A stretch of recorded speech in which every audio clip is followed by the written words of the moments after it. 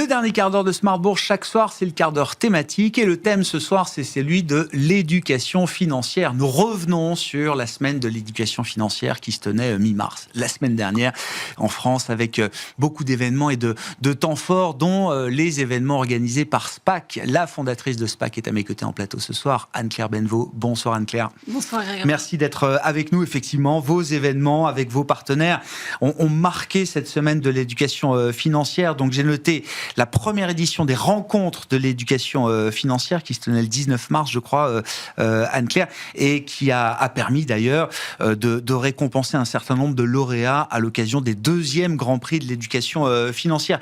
Un mot d'abord des rencontres de l'éducation financière. C'était la première édition de cet événement.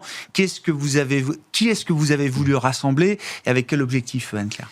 Alors, ces rencontres de l'éducation financière, elles avaient pour objectif de réunir à la fois des acteurs associatifs, des représentants des administrations engagés pour l'éducation financière, et aussi les professionnels qui, on le voit, de plus en plus se mobilisent maintenant pour agir sur cette cause. Ouais.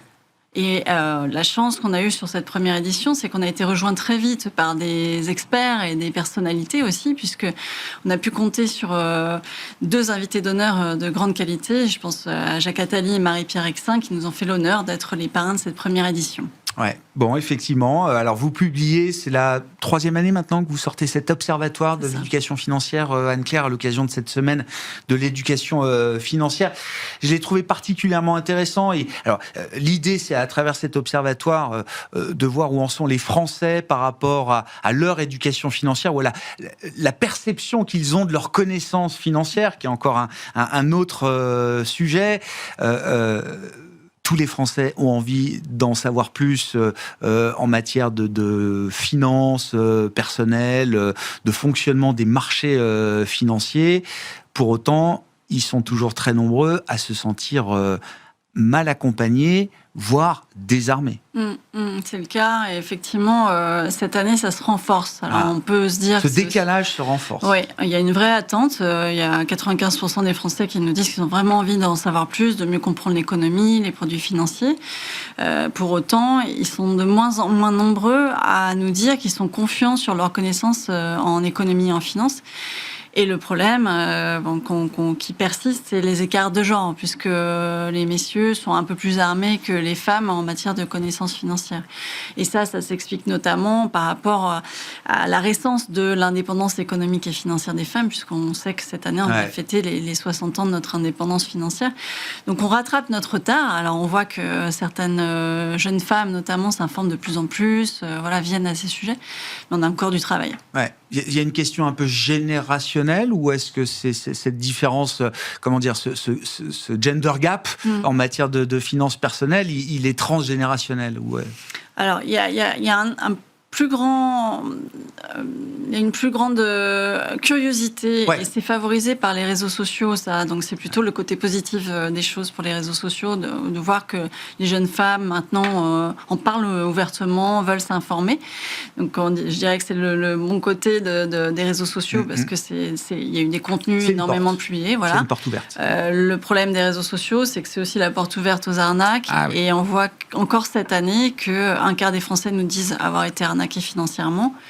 Et ce chiffre-là, il monte encore plus haut sur les moins de 35 ans, puisqu'ils sont 38% à avoir été arnaqués financièrement. Ils sont des cibles, d'ailleurs, les jeunes, alors jusqu'à 25 ou 35 ans, je ne sais pas jusqu'où vous les mesurez, enfin, quelles sont les catégories, mais qui sont surreprésentés, effectivement, dans les victimes d'arnaques. Ça veut dire qu'il y a, un marché de l'arnaque, une offre de l'arnaque qui se sophistique et qui cible spécifiquement les jeunes. Qui cible spécifiquement et qui cible aussi, malheureusement, plus fortement aussi les plus vulnérables, qui sont plus nombreux aussi à se faire arnaquer, parce que évidemment, quand on a moins les moyens, quand on comprend moins aussi les sujets, on est beaucoup plus tenté de croire à des promesses qui sont trop grosses pour être vraies, mais malheureusement, il y a encore énormément d'arnaques, c'est en en explosion totale. Et Comment on lutte contre ça alors, justement, on avait Stéphane Jovogetta qui est ancien député et qui a été porteur d'un projet, d'une proposition et qui a été entériné sur la lutte contre les arnaques, notamment les arnaques financières, et qui nous disait qu'il y avait encore besoin vraiment d'investir considérablement sur le sujet pour en fait avoir les mêmes armes que les arnaqueurs, donc utiliser des solutions telles que le web scrapping, etc., pour pouvoir être plus efficace dans la lutte contre les arnaques. Voilà. Il y a des solutions techniques, j'imagine, mais j'en reviens à la question de l'éducation. Ça reste quand même le combat majeur à mener. Pourquoi ils se sentent désarmés ? Sur qui rejette-t-il la faute, j'ai envie de dire, ou de la part de qui est-ce qu'ils attendent justement de l'information éclairée, du conseil, de l'éducation ? En fait, ça fait partie des questions qu'on leur a posées. Alors évidemment, quand on leur demande auprès de qui ils aimeraient récupérer les informations, la première réponse, c'est le conseiller, c'est le partenaire financier qui, le conseiller bancaire, des agences qui sont toutes en train de fermer, qui sont en train de fermer. Donc on est vraiment dans le paradoxe absolu parce qu'il y a une grosse attente de la part des acteurs du secteur sur ce sujet-là. Enfin, vraiment, les Français nous disent je veux plus d'accompagnement. Et effectivement, paradoxalement, on ferme les agences. Donc, il y a une problématique. Alors, il y a d'autres moyens aussi de faire de la pédagogie. Et c'est notamment ce qu'on propose chez SPAC, c'est de venir intégrer les parcours clients et proposer à des moments clés dans les moments de vie ou sur le site Internet ou dans les parcours utilisateurs de la pédagogie, ce qui est assez peu fait aujourd'hui. Ouais. Voilà, donc il y a des solutions. Elles ont été beaucoup évoquées pendant les rencontres. Mais en effet, on est encore très loin du compte. Et aujourd'hui, à défaut d'avoir un accompagnement satisfaisant de la part de leurs conseillers, ce qu'ils nous disent aussi, c'est qu'ils se débrouillent tout seuls. Donc en majorité, ils avouent que l'éducation financière, les premiers responsables, c'est eux-mêmes. En fait, c'est nous-mêmes. Donc face à ces questions-là, chez les plus jeunes, c'est d'abord les proches, des sources d'information. Alors là, ça pose un problème parce que si on est mal informé, mal éduqué financièrement, on peut transmettre des informations erronées au sein du foyer, donc il faut être très vigilant là-dessus. Et puis, on voit aussi, et ça c'est très intéressant, c'est la première année qu'on le mesure, l'entrée de l'intelligence artificielle dans les sources d'information. Il y a les réseaux sociaux et l'IA. Exactement. Et c'est logiquement, on s'approprie ces nouveaux outils, et donc on a 10% des Français qui nous disent que l'intelligence artificielle fait maintenant partie des outils qu'ils utilisent, et c'est un chiffre qui monte à 26% chez les plus jeunes. Donc il y a un vrai sujet. Je crois qu'ils ouvrent plus Google maintenant pour un certain nombre d'entre eux. Bon, et puis donc, à travers ces rencontres de l'éducation financière se tenaient les deuxièmes grands prix de l'éducation financière. J'ai compté 9 catégories, je crois. Là aussi, même question, Anne-Claire. Quelle est la raison d'être de ces grands prix et qu'est-ce que vous voulez récompenser à travers ces grands prix de l'éducation financière ? Alors, la raison d'être, c'est vraiment montrer qu'il y a des solutions qui se mettent en place au service d'une meilleure éducation financière, et notamment chez les acteurs privés, mais pas que, associations aussi, on en a parlé tout à l'heure. Et ce qu'on veut, c'est vraiment mettre en lumière ces acteurs qui agissent, et qui agissent selon des critères de neutralité, d'accessibilité, de durabilité aussi. C'est pas, on en parle pendant la semaine de l'éducation financière, puis après on oublie tout, et qui s'engagent vraiment pour qu'il y ait un avant et un après pour l'éducation financière. Alors, je pense notamment à quelques exemples. On a, comme lauréat cette année, une solution qui s'appelle MoneyWalkie, qui est en fait une solution de paiement pour les plus jeunes, les enfants, et qui propose un média qui est très sympa. Je vous invite à aller voir pour faire de la pédagogie, découvrir ces sujets, en parler autrement. Donc ça, c'était la catégorie jeune, c'est ça, MoneyWalkie et Money Talks. Voilà, on a, alors pour les marques historiques, je pense à BNP Personal Finance et son programme pédagogique qui est présent dans plusieurs pays européens, et qui est une plateforme qui gamifie, qui permet vraiment d'apprendre les bases, et c'est très intéressant. Assez peu communiqué, donc ça méritait aussi d'être valorisé. Vous parliez du gender gap tout à l'heure. Il y a la catégorie femmes, Oseille et compagnie, avec Héloïse Boll. Qu'est-ce que c'est, Oseille et compagnie ? Alors, Héloïse Boll, elle est conseillère en gestion patrimoniale, et elle s'est vraiment spécialisée sur la question des femmes et de la réduction de ces inégalités de genre, justement. Et elle propose des contenus très intéressants sur les réseaux sociaux. Je vous invite à aller voir Instagram, son compte. C'est à la fois très pertinent, impertinent et voilà, elle a beaucoup de talent et elle mérite d'être connue. Et on fait pas de l'éducation. Encore, je reviens sur ce point, mais on en a déjà discuté plein de fois. La pédagogie financière n'est pas la même pour les femmes que pour les hommes.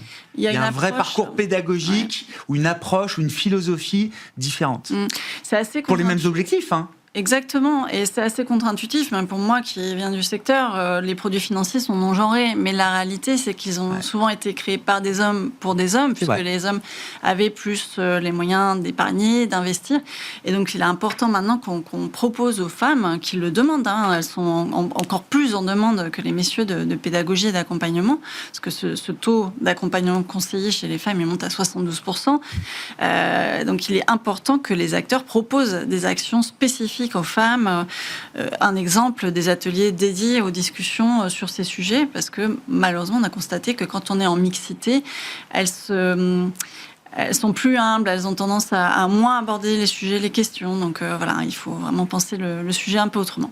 Bon, et puis alors il y a le prix spécial, je veux bien que vous en disiez un mot, parce que dans les discussions qu'on a eues précédemment, Anne-Claire, c'est un objectif que vous fixez avec SPAC notamment, faire de la France, mais de l'Europe, une vraie nation, une vraie zone dédiée, enfin en tout cas où l'éducation financière est forte, parce que vous dites c'est un outil stratégique d'attractivité et de compétitivité. Et donc le prix spécial récompense Aflatoon International. Alors je ne connaissais pas, j'ai découvert avec ces grands prix de l'éducation financière, mais ça montre qu'il y a une dimension européenne aussi derrière ce besoin d'éducation financière. Alors Aflatoon, en fait, c'est une association internationale. Ils ont démarré en Inde. D'ailleurs, c'est leurs actions qui ont inspiré la création de la Global Money Week, qui a été reprise par l'OCDE et différentes banques centrales.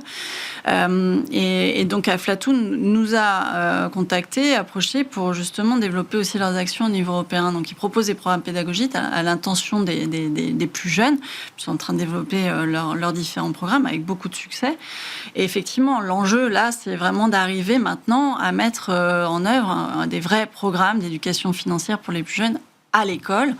Et on sait qu'aujourd'hui, on n'y est pas encore, puisqu'on n'a que 2 heures en option en classe de 4e. Bon, c'est censé être généralisé, mais on voit que voilà, on n'est pas encore au niveau. Voilà, donc, il y a encore du boulot, et donc voilà, on est au 2e Grand Prix de l'éducation financière, à la première édition des rencontres de l'éducation financière, mais effectivement, d'autres à suivre pour de nombreuses années encore, j'espère. Merci beaucoup, Anne-Claire. Merci beaucoup d'être avec nous et d'avoir été avec nous ce soir pour revenir justement sur cette semaine de l'éducation financière et les temps forts que vous avez organisés avec SPAC et vos partenaires, notamment ces journées de rencontres de l'éducation financière et ces grands prix de l'éducation financière. Anne-Claire Benevaux, fondatrice de SPAC, était l'invitée de ce dernier quart d'heure de Smart Bourse, à retrouver bien sûr en replay sur bismart.fr ou en podcast sur l'ensemble de vos plateformes d'écoute préférées.